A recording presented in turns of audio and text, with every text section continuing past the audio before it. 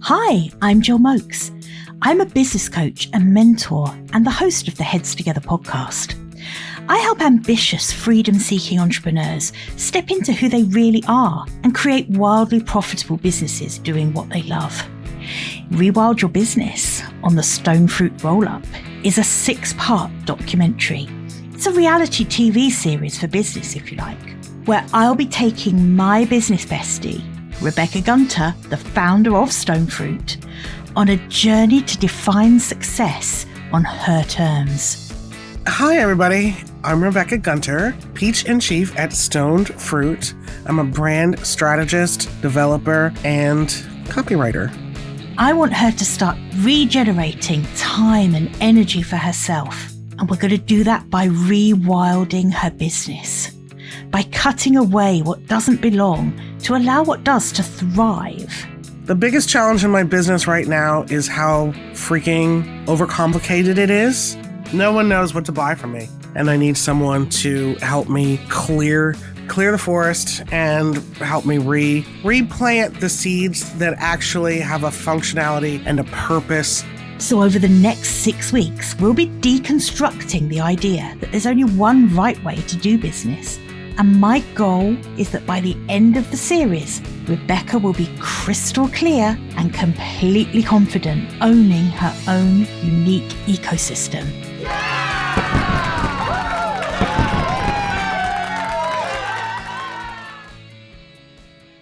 All right. I get to say welcome, everybody, in front of the person with whom I'm playing homage to.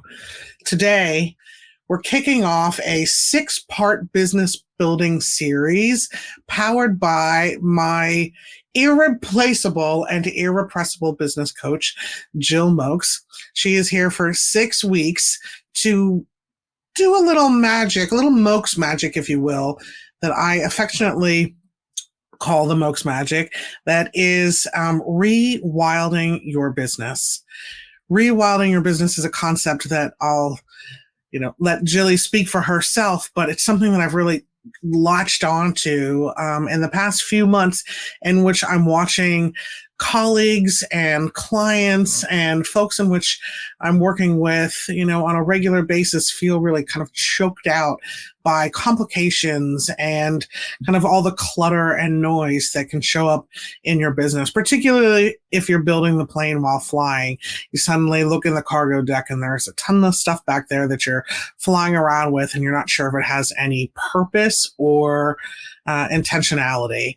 And so this business series is going to kick off a process that Jill calls rewilding, which is such a delicious word, in which she has put together a wonderful program that helps folks go on kind of this solo journey deep into the wilds of their own business to clear out what doesn't serve them and cultivate what really is working. I suspect that this is going to be some very intense work. And I'll be honest, I'm a little nervous about today's episode because the transparency of going live and kind of bearing your soul on the rock or the stone table, as it were, can be a little bit intimidating. However, why not? If this inspires other folks to take a hard look at what they're kind of cultivating and growing in their business garden and make some decisions, sometimes easy decisions and sometimes hard decisions about what to weed out, this is how to do it. So this is the longest intro you'll see in the 6-week series, setting it all up for us to enjoy. And forthcoming, I shall kind of take a step back and be in the guest seat, as you will, as Jilly is taking over the Stone Fruit Roll Up in these 6 weeks and doing her thing. And I'm honored to have her here, and I'm so excited to jump into it. So without any further ado, and we are going to jump into our episode. So let's do it, y'all. Welcome to Rewilding Stone Fruit. A little bird told me that you've been quite nervous for this. I don't deny it, Chili. I don't know why, because I'm a heart on my sleeve kind of gal. Yeah. And I've been live streaming all of my foibles at live streaming, all kind of along the journey. And I'm quite transparent in my writing, and I'm quite raw in coaching sessions, etc., with my own clients and also with you. But for some reason, I feel like I'm either going to pick out my prom dress or my casket. I can't decide. Definitely prom dress. Prom dress. 100%. So I just want to start off by thanking you so much for giving me this amazing platform. I absolutely love the stone fruit roller. I've been on as a guest a few times now, which has been fantastic. And it felt like such a natural platform to have a bit of an experiment. And you, in your fabulous introduction, gave a nod to that experimental vibe that goes on here. I mean, the entire concept of this show was very experimental. It was very disruptive in your absolute inimitable style. And it feels like this is an experiment. So Rewild Your Business is an offer in the making. It's a concept that I have been thinking about for a long time. It's something that I have done in my own business. So I know it works. I have the proven concept in that I did it in my business and it worked incredibly well for me. You seem so happy since you've embarked on this process for yourself. I feel so happy. I feel so different about my business. And I'll share a bit about that in a minute, because actually it took a little dip for me to do this and come out the other side thinking, oh my God, why didn't I do this sooner? This is exactly what my business needed. My business needed some time and space from me. And the concept really for Rewild Your Business is for it to be a solo activity. This is deep work where you're going to be asking yourself some really fundamental and foundational questions about the future of your business. And it's really going to be designed as something you go away and do on your own. Ideally, you jet off to Bali and do it. I mean, if that's not in the budget, then you put a do not disturb sign on the door. But either way, you're carving out time in your calendar to do this deep work. And what we're doing together now is an experiment. It's really it's a test of concept on someone other than my own business. So this is a way for me now to run you through the process. So we're doing a bit of a live validation exercise, which for anyone I work with knows that I am all about validating an offer before you start trying to sell it. You know, you need to have beta testers, you need to get feedback and all of that kind of thing. So it's very aligned the way we're doing this. It's also really valuable for you right now, I think, for Stone Fruit. I think this is a perfect time for you to do it. I'm already crying. I wore my waterproof makeup on purpose. It's deep. It's deep work, and I'm make no apology for that. And the good thing is that doing it together, this is one of the reasons why I think this is solo work, actually. Now, that doesn't detract from us doing it together, because there's going to be deep work you're going to be doing in between our episodes. But it is deep work. Like I said, don't make any apology for that. And the reason that I think the deep work is so important, and it's so important to have that time and space to do it and be reflective and be really open to going deep with yourself around what's still true, what was true once and now isn't, what used to be the dream and now isn't, what hasn't turned out the way you wanted it to, what is there still to go for that actually has been put on the back burner so many times that you've stopped counting. You know, this is work that actually we do a ton of when we're in startup mode, when we're getting ready to get ready. And then our business is suddenly, 3-5 years old, and we're not going that deep anymore. Suddenly all we do at the end of each year is plan for the next year, but we plan from the place where we are. What I'm saying is that if you can introduce this regular period of rewilding into your business, of really looking at everything and saying, is this in its natural habitat? Does this belong here anymore? Does this need to be cleared away to allow something else in? Then I think we end up with a more profitable business, a business that fulfills us more, a business that we love again, a business that no longer overwhelms us. Because that's one of the things that Rewilding Your Business brings in, is simplicity. Now, and this is where I want to bring you in, because this is something that you have always struggled with. And I know that. So this is another reason why I thought, oh my goodness, you would be such a perfect person to go through this rewilding experience, because I know this will help you. Jilly, you know I'll overcomplicate water. Given half a chance. I come by it naturally, though. My mom is an overcomplicator. So the nut didn't fall too far from the tree. Yeah. So I definitely need your help. You come from a long line of overcomplicators. It's based in this beautiful strategy, though, as you're kind of forecasting Always. What kind of moves can I make to manifest or facilitate an outcome, and you get pretty clever at all those little pieces that you can move, and then you stop looking for the simplest solution. And so as a result, I have 12 different logos and 6 different projects, visibility projects kind of concurrently going. I'm starts, I'm stops, I'm overwhelmed, I'm only working on client work, and then I'm burnt out. I have no clear, I've overcomplicated myself into a maze, I believe. And this is so common. It's so common. It's actually, and like I said, this is why this is work that you do when you're a few years in. This isn't what happens at the beginning. At the beginning of a business, you don't tend to do that. It's layers of complexity that happen over the first few years of owning a business, or longer. Layers of complexity creep in, and it's like a stranglehold on what you're trying to do. And I do think that, there are some motivations for overcomplicating things are really from a good place, and some not so. So the overcomplicating things, when it is that you are desperate to give your client the most amazing outcome, those are fantastic. And actually, those are the ones that we want to look at really carefully and see what we want to keep.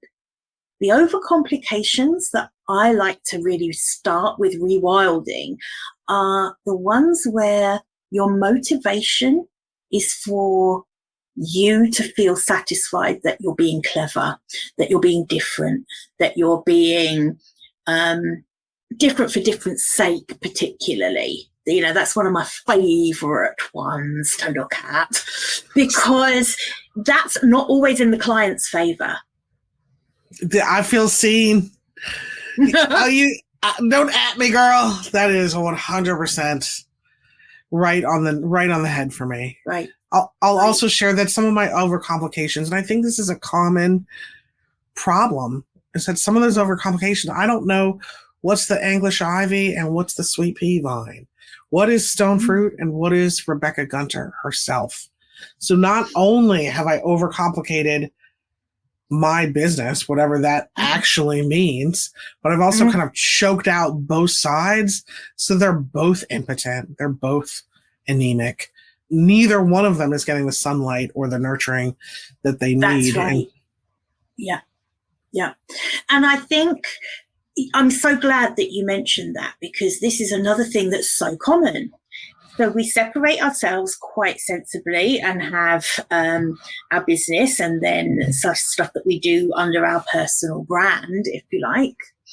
But the problem is often we'll then get very muddy and confused about who does what. And are you working for your business? Are you working in your business? Should you be doing solo projects, etc.? And I think it's another layer of complexity. So part of what we're going to be doing this week in this first episode, where we're going to be talking about your vision, is we're going to really start peeling that back and trying to get crystal clear on what it is you really want. So, Rebecca, what are examples of how you've overcomplicated? Yeah, I'd love you to share some of those with us. I think a very good example of how I've overcomplicated my business was to drive through the idea that people would really enjoy getting a service experience that is part digital course, part hospitality, part nurture sequence, part done with you, part done for you. So already I got way too many parts. And so I built an offer inside Kajabi for positioning and messaging, and it has like 6 components to it. There's the service model component to it, to just what can you expect when going through this experience. And each one of those has a module. And then if you click more, you get an email that supports that. Plus there's a nurture sequence that goes along with it for logistics and one for cheerleading. And by the end of the day, you've got a very lengthy, kind of overcomplicated offer that truly is 3 sessions. I've got the work of it down so tight, so efficient, so effective. I know exactly how many sessions it takes, what the work is going to look like, what the steps of service are. And in an effort to be extremely clever and to set the onboarding client up for, full transparency of what to expect, I've thrown the kitchen sink full of information at them, and 0 people are clicking buy on that offer. And if they did, they'd probably want to gouge their eyes out with a Kajabi pencil. That's one very clear, a sharpened Kajabi pencil is one very clear way. That is a perfect example of where you have had the best interests of your client at heart. So you started explaining that by saying, I thought clients would like an experience that was part this, part that, Your motivation was spot on. It was trying to do something right for your client. But the problem was that actually it wasn't necessarily what your clients would like. It's what you like, because you understand it. You get it. You love the cleverness of it. You love the different approach. The client doesn't actually give a shit about any of that, because what the client wants is positioning and messaging. And what the client wants is to sell more via really good positioning and really good messaging. So anything that dilutes or disrupts their understanding of what they're buying is a blocker. Make sense to you? Yeah, too much sense, I'll say. You're absolutely right. It's a blocker. When people are confused, they walk away. And I've done a very good job at being extremely confusing in this offer, and then certainly in other, and it's just one example of how I overcomplicate things. Yeah. And it's just one example, but it's a really good example because everything you do comes from such a good place, but it isn't in what you think is in your client's best interest isn't always. And then that backfires on you. And it's so unfair because, like I say, you came at it from a really great place. You came at it from the exact place I would coach you to come at it from. The struggle for me in defense of it, and it's not defendable. It's not viable. We've already put it on put its head on a spike. But in defense but tell me anyway. It's the struggle is always I sell something that people don't know they need, that solves a problem they don't know they have. And so the more information I could throw at like, what is positioning and why is the value of going through this exercise and why should you have it facilitated, seemed like I needed to just enrobe the experience with education and understanding. And all I've done is create confusion. So 2 things I want to pick apart there. The first one is that is a story that you tell yourself repeatedly. that this is something that they don't know they want. They do know. Your clients know what they want. They want to sell more and they want to have great messaging. They may not know that this thing called positioning is what they need, but they know what they want.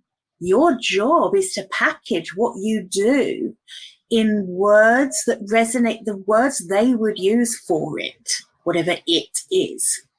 Your clients, when they first come to you, don't know what positioning is. Positioning is a word that exists in the brand arena and nowhere else.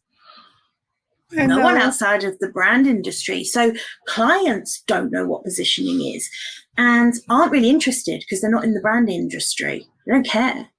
They want the outcome that positioning gives them. What does that stem from, do you think? Is it insecurity? That I feel I have to lean on a tool or a formula or a frame. I mean, to be fair, positioning is my framework.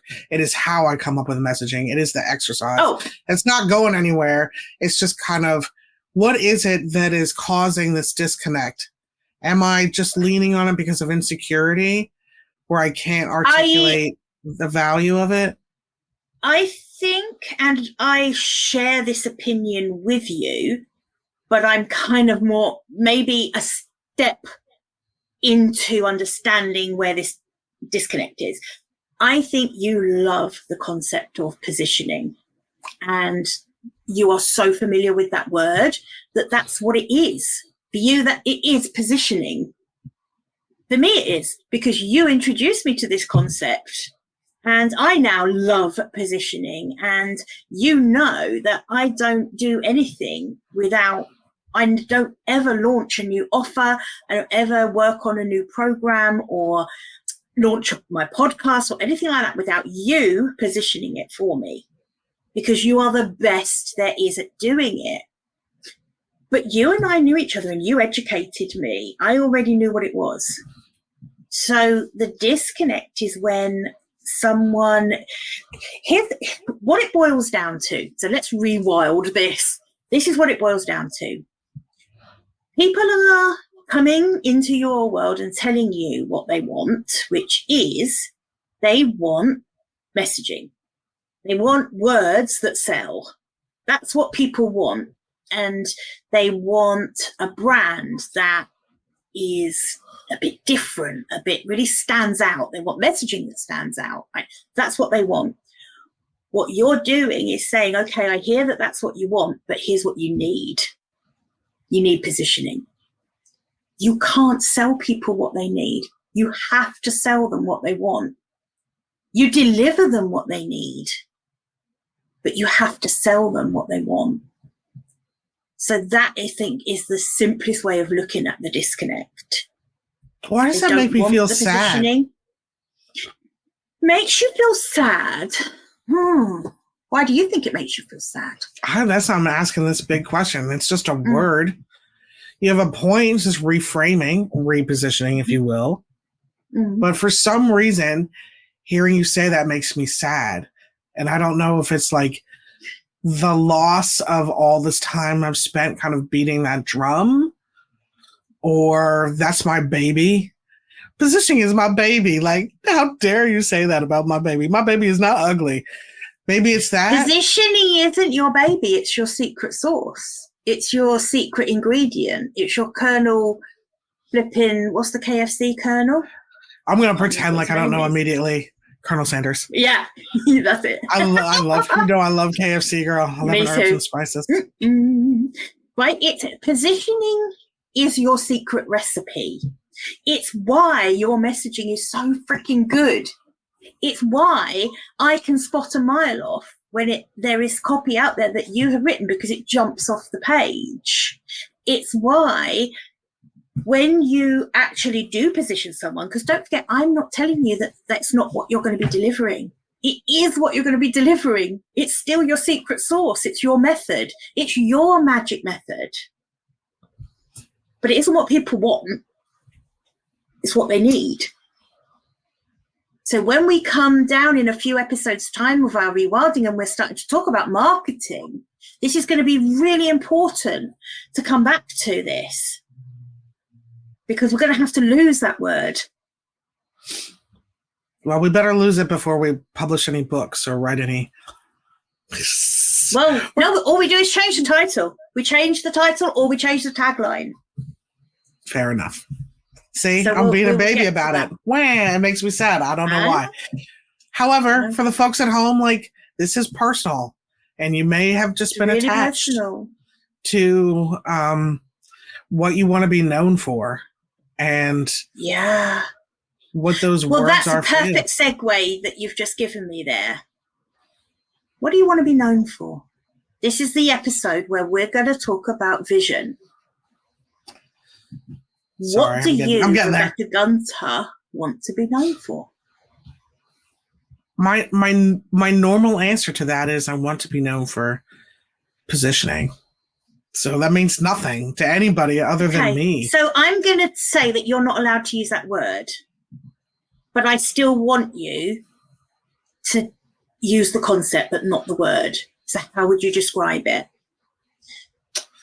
It seems like such a long... I'm going to set you up as well. I want to be known for getting people to... I want you to finish it from there. See their true, fully realized value immediately. Recognize it. See it. Like you, Jilly, a lot of people who go through this process with me had no idea that that's what the articulation would look like. So it's not like I'm taking them from like, you know, the words inside you. We just have to get there. There is a kind of like a super aha moment. It's like having your makeup done, you know, by a professional, and you spin, and your hair done. They spin you around in a chair, and you're like, oh, I didn't even know I could be so gorgeous. Like, that moment is truly what I want to be known for. How you articulate that, or how it's not called something different, but like that reveal in the mirror. Going. I want you to keep going. Okay. That reveal in the mirror. Yeah. That is the reason that I want people to refer me or refer the work that I do, is that you're in a pivot, or you're making a change, or you're allowing yourself to reimagine things differently, or you have a full recognition that you just kind of really sound like everybody else who's out here and around you. I know that's the copywriter's mantra of like, stop sounding like everyone else, but truly it does happen when we're kind of ensconced in buzzwords and things like positioning, to really see your full, true articulated value, and to be able to step into that by presenting a digital, doesn't even have to be digital, but by presenting a branded experience that is steeped in deeply meaningful words. Why does that matter? What does it allow people to do, and why does that matter? Oh my God. It allows people to stop, so cliche, Julie, but like, stop playing small. Stop living by someone else's definition of success, which is exactly what we're doing here. So the cobbler's children have no shoes. But to give yourself permission to step into something that feels wildly, intimately you, and no one else could ever give you those. I don't know. That doesn't even make sense. No one else could give you those words. Makes complete sense. Well, for me to say no one else can give you those words, and then like, and buy copy from me, kind of sounds like a disconnect. But oh, hang on though, that is a disconnect, because your main gift to people is not the words. Your gift is extracting the knowledge from the person's head to get to the words. I think Zach Bordeaux, Dozer Dog Designs, said it really brilliantly once, which was, you don't know what you don't know, but Rebecca shows you what you do know. And there's just something profoundly beautiful. I love that. Beautiful in there, because if you don't know it, then how can you possibly articulate it? And it takes a facilitator to really get to know you on just an intimate level and ask the kind of questions that produce the kind of answers that allow for this articulation and to really get to the heart of the matter for you. Who are your people? What do they need? Who are you? What do you deliver? Why are you special, different than the one? I want people to be able to answer those 5 questions without skipping a beat or feeling like it's not true. And the art of working with me is to bring that stuff out and then to own it, to step into your positioning statement, to use, I'm not allowed to use that word anymore, to step into your articulation of your reputation and bring it to life and really take a full breath within that and become instantly recognizable. That's what I want for people. Oh, that's that bad bitch right there. That's that bad bitch right there. That's that bad bitch right there. I need her on my team. And that is exactly what you do. The first time you ever positioned my business, I had no idea what was going to come out. And when it did, I burst into tears because you, more than anyone ever has, and I've been coach, I'm a coach and I always have a coach. And more than anyone else, that conversation with you opened my eyes to what I actually did for people. And there was something so expansive about hearing it come from you in these words that I never would have been able to get from my brain. But equally, you wouldn't have been able to get them if you hadn't asked me all of the right questions to get to those words. So Zach's so right. I love what he said, because it's about not knowing. You don't know what you don't know, but you get out of people what they do know on some level, which is coaching. Let's face it, that is coaching. And it's so powerful in the context in which you do it. But we're kind of back to that story I have, again, of solving a problem you don't know you have with a solution you don't know you need. And earlier in this episode, you said that's a story you tell yourself. And I don't disagree with you, but this is why I tell myself that story. Yeah. Yeah. Can you see, are you open to exploring that it might be a story that you're telling yourself? Absolutely. Yeah. What would I rather have, Jilly? I'm going to be really real with you and the Stone Fruit audience. Having a waltz with a story, or actually being able to exhale because I've finally gotten the stability that I've been craving. I think I'll choose exhale, even if it bruises my ego by popping that story like a balloon. Yeah. I think it will be so worth it, because I think it's the barrier that's holding you back. And I think there's some ego attached to it. I think there's definitely some ego.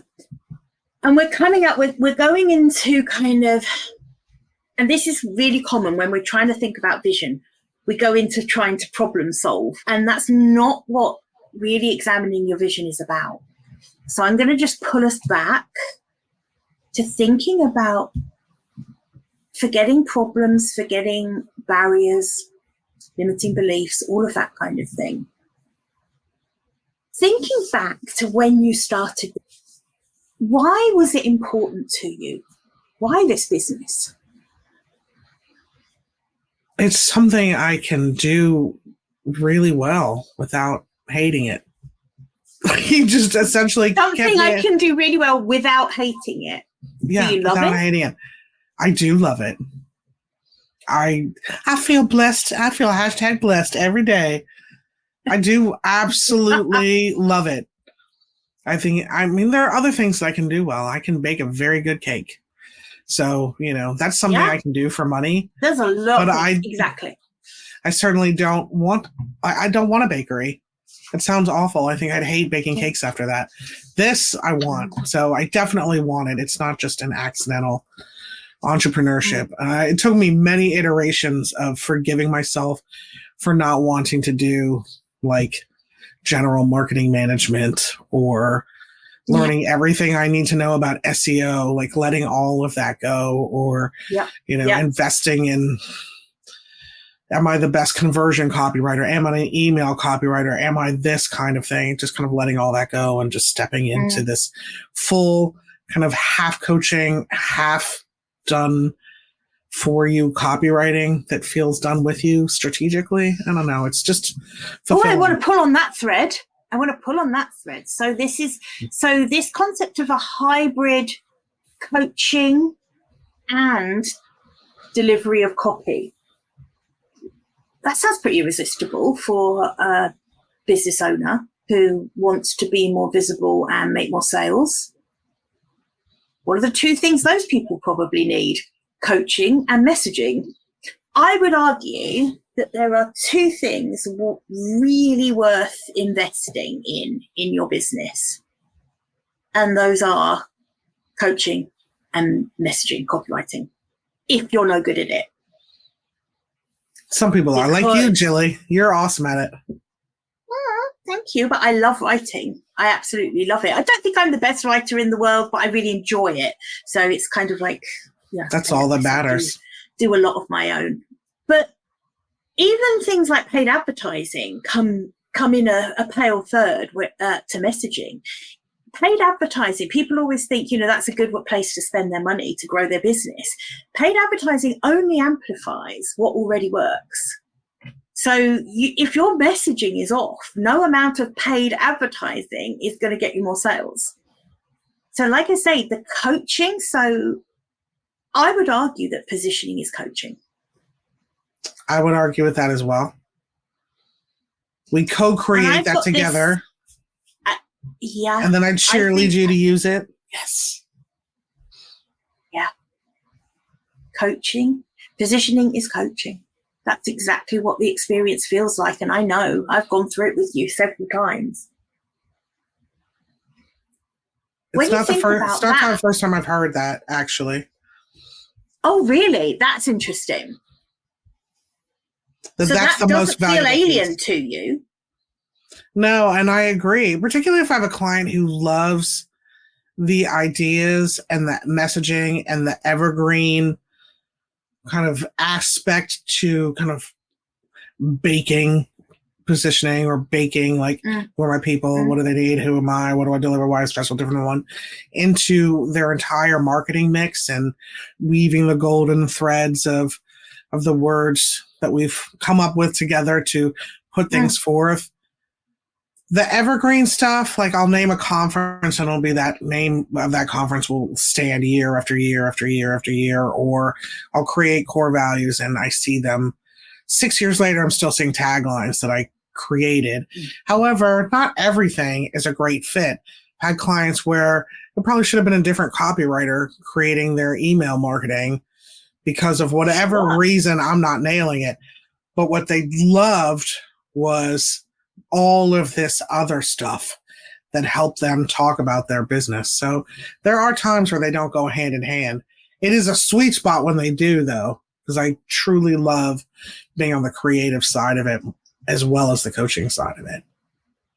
I hear that, and I think there will always be a part. I get the feeling from you that you're going to always want to be involved in that part for some clients, and I think that's perfect.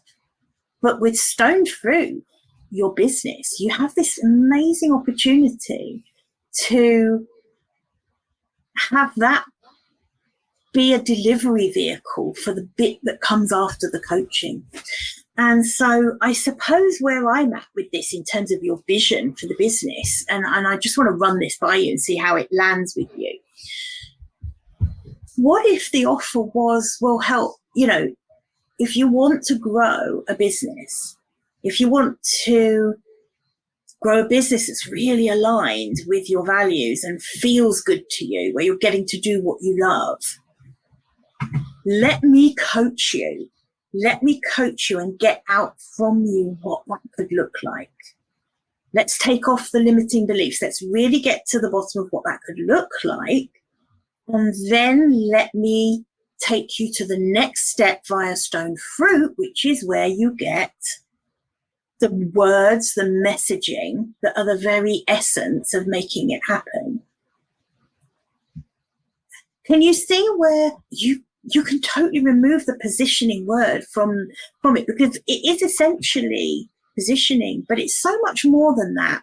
And I also think that another limiting thing for you is the formula for positioning. Who are you? That rolls off your tongue so quickly, and it is so true. All of it is so true, so powerful. But what you do is so much more than creating a sentence. And I sometimes wonder if that reduces the perception of the value of what this exercising, this coaching exercise, this deep coaching exercise actually is. Fair. Stern but fair. Tough to hear. Tough. Yeah. Why though? Why do you think it's tough to hear? I think it's tough to hear because you have ego attached to it. It's the thing that you have developed as a concept to such a level that other people quote you on it, which they do. I do. I know other people that have worked with you now go on to quote that to their clients. And the reason for that is it's all completely valid. It's completely valid. But when it comes to your business and talking about what you do, I think it limits you. Because it seems like I'm just producing a widget, or because no one could believe the power of a single sentence? Both yes and yes. And I think it's actually, it is formulaic in that you need to be able to answer those questions. And it's powerful to have that sentence. But what comes out of that session is so much more. It's all the conversation and coaching that happens to get to that sentence. It's all of the messaging that comes out that doesn't make it into that final sentence. The experience is so much bigger than the sentence. And I think that is why it's limiting. So you're saying, hey, Rebecca, it's the process, not the product. Quit beating your drum for the product. It's the process. That is the perfect. Thank you. That is a rewilded way of saying it. Positioning is the process, not the product. So creating an entirely overcomplicated Kajabi onboarding experience for the product is problematic, not only for how choked out it is with elements and pieces that would overwhelm someone, but it also misses the point. Correct. Okay. So the vision, coming back to the vision, and we'll come to that. We will promise you we're going to come and get into those weeds with the delivery and the angle to come from. But I want to bring us back again to the vision of the business you want. And I know you find this difficult to answer, so I'm going to push you again. I'm going to ask you a question that I think might help. What is it about you that makes people feel good about themselves? Wow, that's so interesting. Good question, right? It's a really deep question to think about.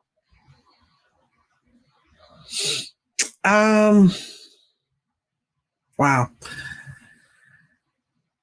I think that it is because I'm able to center people for this kind of fixed amount of time and hold, it sounds so cliche, hold space for them so they can explore without feeling vulnerable. Like, all of that sounds... It's not cliched at all. That doesn't sound cliched at all. That sounds to me like exactly what people who come to you want and need. They want to, like, get undressed. They want to take. Yes, they do. Like, they want to be heard and seen. Yeah, is that what you're trying to get me to? Instead of I'm in the dressing room with an analogy. Again, overcomplicating water. Yeah, I think they want to be. What can we add to this H2O formula? Exactly. What if we added an extra molecule? Only it wasn't a molecule. It was something we've borrowed from this other industry. Wouldn't that be interesting? Yes, it would be. I think people want to be seen and heard, and you're absolutely right. And if I'm being utterly transparent with you, I don't think a lot of people can really hold the space open for someone to be seen and heard and still feel safe without knowing me intimately. I'm able to get here on the first meeting. It doesn't take 3 months of onboarding until you finally feel like you can tell me the truth.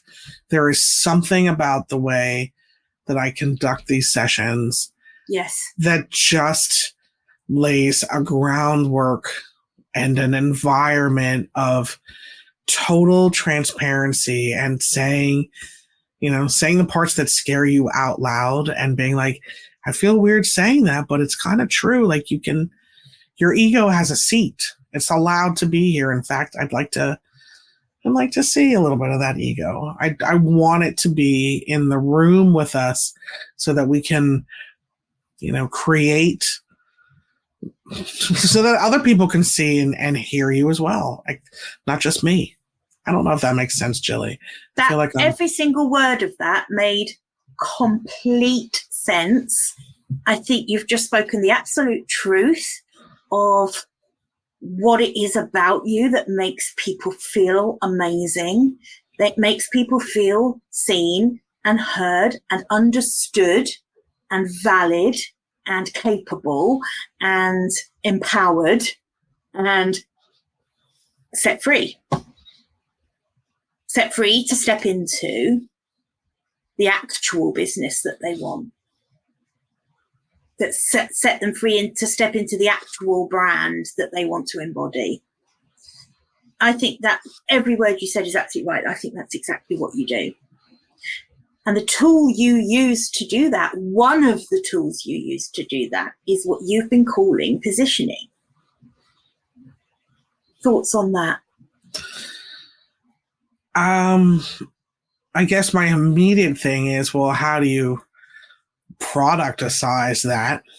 And maybe the answer is a coaching program, but I'm sure we'll get there down the line. I'm skipping ahead. Classic me. Classic me. I'm going to keep pulling you back to the vision for this entire episode now. Okay. So I'm ready to be pulled. Now that you know that about yourself, now that you know that there is something about you that makes people feel that way, okay? Stay with that for a moment. The next question I want to ask you is, what is it about the work you do that makes you feel good about yourself?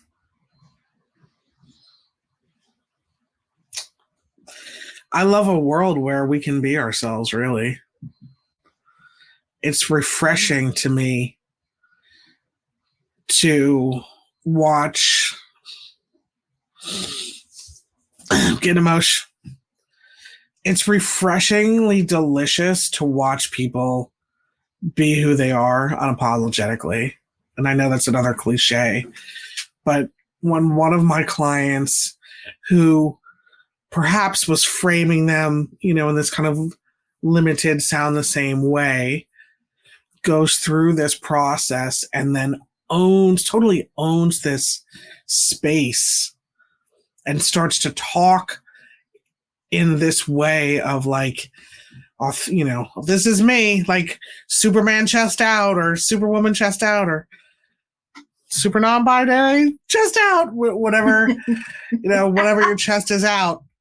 And to start walking in that like tallness, taking up space intentionally, just owning even the quirkiest aspect of themselves and their brand, and having other people be like, gaga, I want that for me. I wish I wrote that. I wish I thought of that. I wish I had the bravery to step out and be that. When I see more and more people showing up in the business arena who are not kind of playing corporate light, but instead, kind of planting a stake in the ground and being like, I own this aspect of it and I don't have to do anything more than be brilliant at this. And other people are like, shut up and take my money. That is awesome. When calls to action are heeded. How does that make you feel when you've been instrumental in making that happen? I had a client redo kind of step way out of a career that they were traditionally in and into their family foundation. And one of the things in the very beginning, she was like, oh, Rebecca, we need more volunteers. It's a nonprofit. We need more volunteers. And we branded it. We put forth a website. I wrote a whole beautiful landing page for volunteers and a nurture sequence around that. And when she picked up the phone after the website had been launched 3 weeks and said, we got our first volunteer directly from the website, to me, like case closed. So satisfying that it worked. It worked. So it was satisfying. Yes. Satisfying. You were joyful for them. I can see that because you were like, yeah, so we did the thing. It filled you with joy. It was satisfying. It made you happy. Did it make you feel proud of yourself? Oh, hell yeah. I did that. I converted somebody. I got them a volunteer when that was a pain point. Look what I just did. Look what I just did. Yeah, I mean, I guess if I were in a public, if I were talking to my auntie, I'd say we, but it does feel like, look what I did. It does feel like that. Fuck yeah, did the thing. I got you. You said you wanted to volunteer. Here it is. And maybe there's that people pleaser aspect of being more influential and impactful and just kind of proving yourself over and over again. Maybe that's a limiting belief on my own. But because it helps other people, I feel good about it. People pleasing is one of those things that is a bit like shiny object syndrome that, I always say, we all get bullied about our shiny object syndrome. I think the same thing happens with people pleasing. Wanting to please people is not a bad thing. It is only problematic when you take it so far that it is really very detrimental to yourself. So if you are constantly putting other people before yourself and you're suffering as a result of that, then it's problematic. If, however, part of what lights you up and gives you joy about what you do is pleasing people, I'm the biggest people pleaser in the world then. Because that's one of my massive goals, is to please people. And I'm absolutely okay with that. And I think you're very much like me on that. Yeah. If I were honest with you, there is some definite people pleasing at the detriment of myself sometimes. But that comes in scope creep. There is. Over delivering. Those are the things I do that are kind of. And those things we're going to look at for sure in some of these episodes, because those are all the things that we can make decisions about on this over these 6 weeks. We're going to really look at all of those kind of things. And what do we want to start leaving behind now? Because we're going to be so focused on what we're trying to achieve. So I know we've got a couple of minutes left, and I just wanted to really. I don't mind going over if you don't. I'm just saying. Oh, I don't mind going over if you don't. I didn't know whether we had a hard stop. If we can go over a bit, I would really like to, because I would really love to pull some of these threads together now around what we're speaking about. So hashtag threads together. hashtag heads together. So I want to recap a little bit, and then I want to make some time as well to quickly go into the comments, because I know we've got some comments that I want to pick up on too. But I want to pull at some of the threads of what we've talked about today to see whether there's some clarity coming around the vision of what you might want this business to look like. I think one of the biggest takeaways, and it actually came from you, not me, which is slightly annoying, is that positioning is the process, not the product. And if we accept that, then I think what I'm seeing, and I'm going to be interested if this is in line with what you're thinking about, but what I'm seeing is a very specialist coaching experience for the kind of clients you work with, the disruptors of the world, the people who are brave enough to make a stand, the people who want to make a stand for what they believe in. Some of those people even don't know it themselves yet. But, these are people that you will bring it out of them, which is, just part of what you do. But I think it's definitely a deep coaching experience. I also think it is around creating messaging strategy. I think you're an amazing messaging strategist. And I see those two things as perhaps sitting with you. And in terms of Stoned Fruit, which is, the delivery vehicle for some of the messaging products, I think, that's where I see those things sitting. I see Stoned Fruit as having the ability to sell some DIY products around copy and messaging, but also some kind of off the shelf. If you need an email sequence, if you need this, you need that. I think that comes separately and is lower ticket items that are sold off the shelf under the Stoned Fruit umbrella. I think you, as Rebecca Gunter, the writer, the coach and writer, which is what you are. I think you're a coach, a writer, and a messaging strategist. That's my vision. And I don't want to impose that on you, but I know you well enough to be able to kind of share that with you, that's where I'm thinking. It's appreciated. You turn that mirror around, girl. Go ahead. Take that mirror I'm normally holding up and turn it around. I'm here for it. Well, let me ask you a question, though.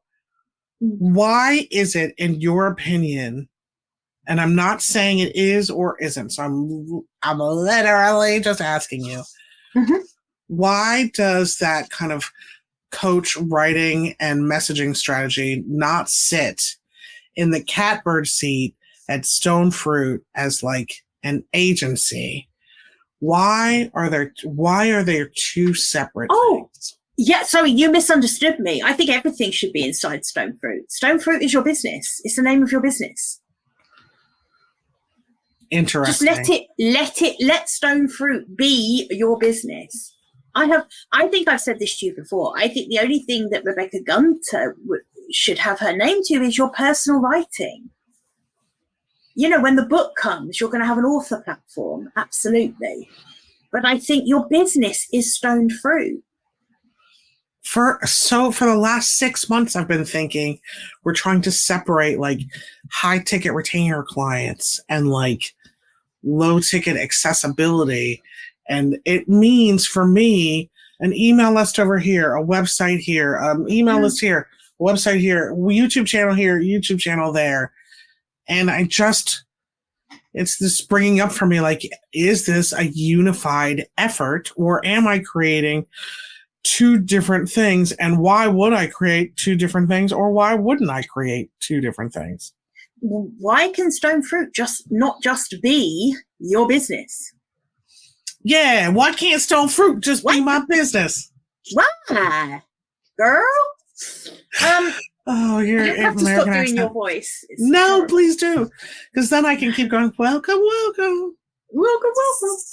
So, but to your point, I think you use some complicated language around Stoned Fruit, and this is because you had a very complicated vision for it at the beginning, which was this retail skin on a brand agency.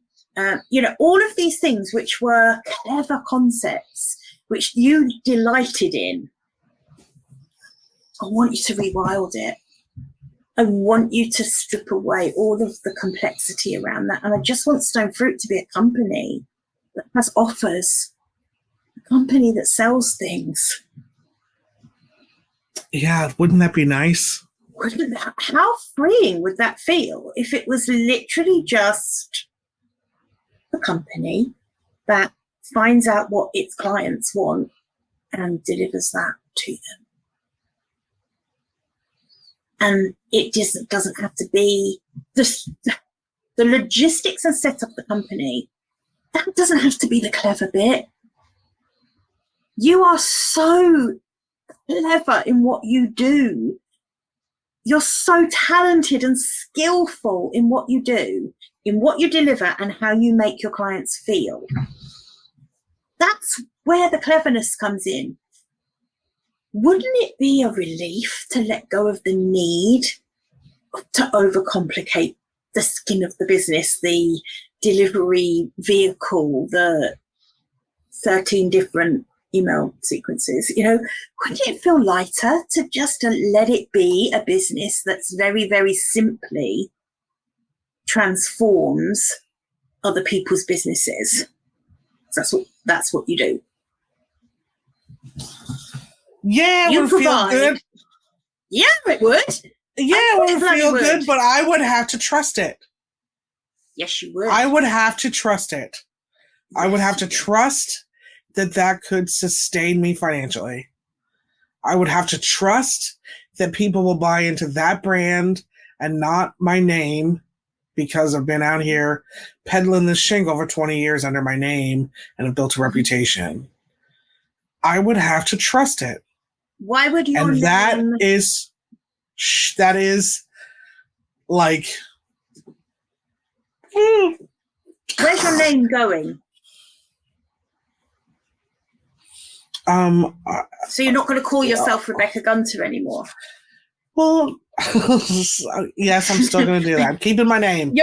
Hi, my name's Stone Fruit. How can I help you? You're Fair still enough. Rebecca Gunter. Stone Fruit is the name of your company. You're still going to have high-ticket retainer clients. You're still going to blow your high-ticket clients away like you do right now. But you're going to give yourself more options. This is the thing. And this is why at the moment, yes, you've got your retainer clients. Yes, you are a successful entrepreneur, but you have so much potential with this Stone Fruit vehicle that at the moment it's like it's kind of been parked up in some yard somewhere, and it's got ivy growing over it. See, we're exactly what's English ivy and what's sweet pea. Yeah. There you go. I think that there is something to unpack there, Jilly, really. Personally, why is it parked up on 4 wheels? And why is it so complicated that you don't know what to do with it? You don't even know what it is. Damn. You're right. I don't. Right? You're right. I don't. In fact, our logo says marketing, and to your point, I don't think it's marketing at all. I don't think it's marketing. No. Yeah. I think that's the comfortable. That Stone Fruit sell can be used in marketing. Will be used in marketing, rather. But it's not a marketing agency. It's messaging, it's words, it's copy. It's not even a brand agency. Let it be what it wants to be. Let it sell the things that people want from you. And you know what people want from you. Yeah.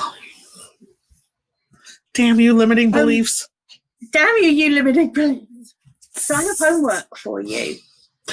That's exciting. It's quite easy. All I want you to do is write down some kind of vision statement for the business. I just want you to write down what it's the business you actually want. So in that, I want you to include what your role is in the business. Is there anyone else in the business? Where do you work from? Do you want to carry on working from home? Do you want an office? I don't think you do. I think you're very happy where you are. But those kind of things, I want you to think about what is the bigger vision for the business that you want to actually have at the end of this process. Because once you've got clear on that, we can work back from that. But we can't do it the other way round. We can't set goals and create a business model and, create a marketing strategy, etc. if we don't know what we're trying to, we don't know what the end result is supposed to look like. I think the struggle there for me and for many other people, and this isn't a but. Yep, absolutely. We're totally going to do that. Yeah. I'm going to work really hard on my vision statement and reimagine it. I think the holdup for me, and has, again, as an experience of other people, is I need to create something that will keep me from being homeless. There's such a money, like just a kind of I guess it's a scarcity mindset around I need to create something that brings in revenue so that I can, have gas in my tank to take my kid to school and, the problem food in the freezer. The problem with that is that you are therefore going to create the vision of the business you believe is available to you, which you don't know if that's the best option for you. So it's very limiting to come at it from that angle. Now, don't get me wrong. If you can put together the vision of the business you actually want, and if we take that and look at it next week and start putting goals around that and talking about it and tweaking that vision together next week alongside setting the goals, it will be obvious if there are things in there that are really a non-starter. But I will guarantee if you try and do this from the position of, I can only choose a vision that I already know will work, then at the end of the 6 weeks, you'll have the exact business you have right now. Which works-ish. It works-ish. It's but enough. It isn't the vision of the business you want. It's just enough to keep my nose here. And something I could not walk away from, take a break from, expand or innovate. It just keeps me here in survival mode. That's right. And so that's right. Building something with that impetus of I just need to not be homeless or unhoused is the modern vernacular, only produces something that barely, in my case, maybe other people were able to hit the target, but in my case, that barely works in that way. Correct. Enough. And that's what you're setting yourself up for. And here's the thing. You're not making a decision with this, but you have to know what you want. Because you could be really surprised if you're very honest, radically honest about what you actually want your business to look like. It could open the door for something that is so much easier and more successful. And let's be honest now as well, all of this is very subjective, because the business you have is more successful than some people, would ever be able to get to. So I think we need to make sure that we, are mindful of that you do have a profitable business that a lot of people would absolutely be aspiring to. But I know. I don't mean to not appreciate it. I do. I know you do. And I also know it's not a reflection of the actual business that you would love. I remember someone once telling me about how they would love to be able to take the whole of August off every year. Well, there is a version of your business model where you absolutely can get to do that. If we knew that was something you would want to do and plan for and plan your revenue for and make sure that you had offers that can sell that don't involve you in the implementation phase, that's absolutely something that we can weave into your business model. But if you don't say that you want that because you're so focused on having your minimum viable business that pays the bills, then that's what you stay with. Well, I don't want to stay stuck here, so. You're not going to, because you have me and I won't let you. I know, but that's why we're doing it. We're doing this thing. Totally in public, by the way. Yes. If you are watching or listening and would like to kind of play along with us and do this rewilding exercise on your own business, so start asking yourself these kind of deep questions that Rebecca's been pondering over in this episode, then head to gillmoakes.com/vision-and-goal-setting. And that will enable you to opt into it's a 3 workbook bundle. So this part is going to cover the first 3 episodes. So the first half of this series, which is around vision that we've talked about today, goal setting, and working on a North Star statement, which Rebecca calls positioning. And I call a North Star statement because for me, that feels more meaningful. Those words feel more meaningful for me. It's the same process. It's what Rebecca taught me. It's still absolutely crucial that you do this. But it's her secret sauce process that she very kindly lets me also offer to my clients too. Somebody taught me how to do it. I'll teach anybody how to do it. Right. You can do it for yourself. I mean, you can position just about everything you want to get into. I know I'm not allowed to use that word, so I might let you reintroduce it at some point, but not for the next 6 weeks. It's gonna be tough. Yeah, so play along with us at home, download the bundle, start working on your vision statement. There's a workbook that will help you take you through some of the questions we covered today. There's some more questions in there. And Rebecca, next time when we reconvene here next week, she's got it printed out. Look, what a good student she is. When we reconvene next week, I'm going to ask you to share with us that vision statement so that we know then what we are working towards in the rewilded version of Stoned Fruit. And we'll be setting some goals next week. So big. What I love about this is that you've sent me still on my solo retreat. It's still a solo work. And I contend that solo work absolutely. I contend that this is such a brilliant idea for you because I think that solo work is what builds the confidence in decision making. There's a lot, we're all talking right now about community and collaboration and working together and co-creation and all of those things I'm into. But nothing builds your confidence chops like going through something on a solo journey and coming through the other side, knowing your answers are the best, that's truest for you. You didn't have to look across the table in order to validate them. And again, co-creative work is real work. It's very, very fruitful to co-create some things. But in the case of entrepreneurship and when you're rewilding your own business, I do agree with you that this is a solo journey. So thank you for guiding me and dropping me at the path. But I know I have to walk this next beast alone. You do. And it isn't easy. This isn't light stuff.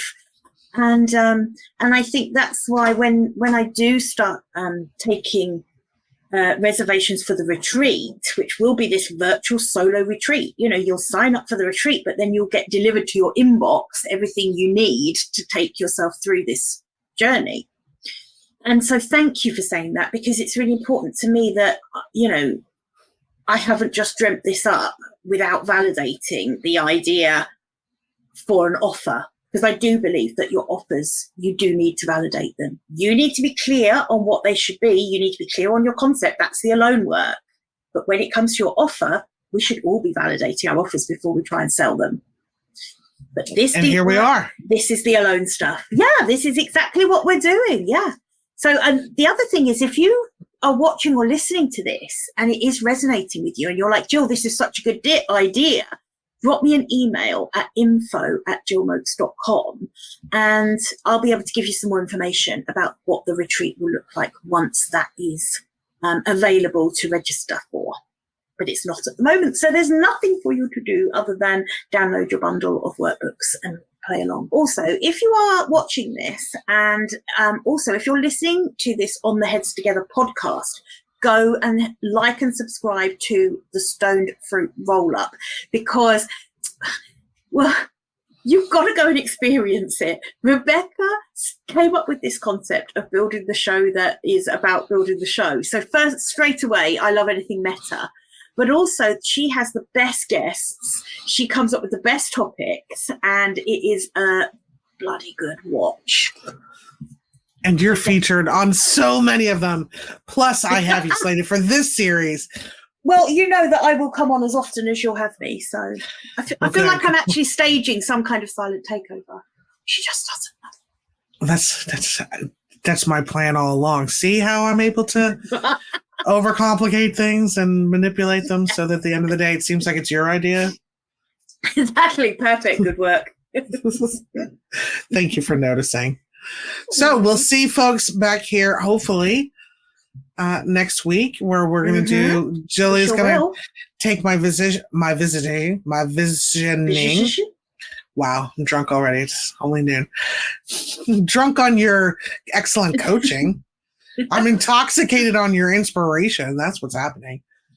We'll see us next Thursday, where Jilly is going to walk me through goals, and I'm going to have to admit some big stuff out loud, which is going to be terrifyingly delicious. And that is the tagline, I think, for this 6-week series, terrifyingly delicious. Perfect. I love it. Indeed. Jilly, thank you so much. And also some extra delicious cherry flavored kisses to Tony for creating this excellent intro that we're using. Oh, yeah. Hit tone.